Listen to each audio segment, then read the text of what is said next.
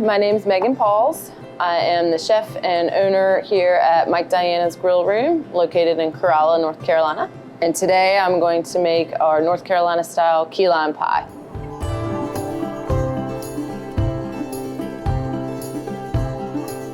Most people come here in the summer, so it's nice and light.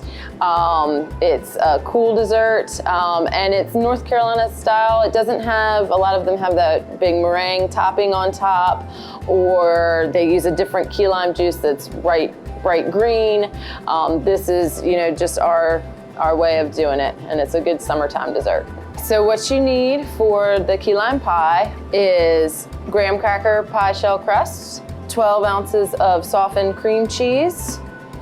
You'll use 3/4 cup of sour cream, 2 cans of sweetened condensed milk. You'll use the zest of 2 limes, a cup of key lime juice, and a cup of heavy whipping cream.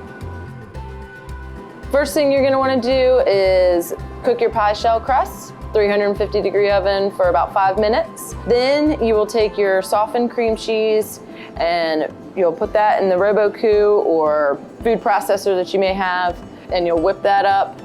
After that's whipped, you'll add your sour cream, sweetened condensed milk, and your lime zest. And then you'll whip that all together in the Robot-Coupe. And then while the Robot-Coupe is still going, slowly add 1 cup of key lime juice and then 1 cup of heavy whipping cream. And then you will take that mixture, scrape the sides, whip it one more time, and then you'll pour it into the pie shells and let it set in the refrigerator. Best if overnight, but 2 hours it should set up. When you emulsify the key lime juice and the heavy whipping cream, that helps to make it thick.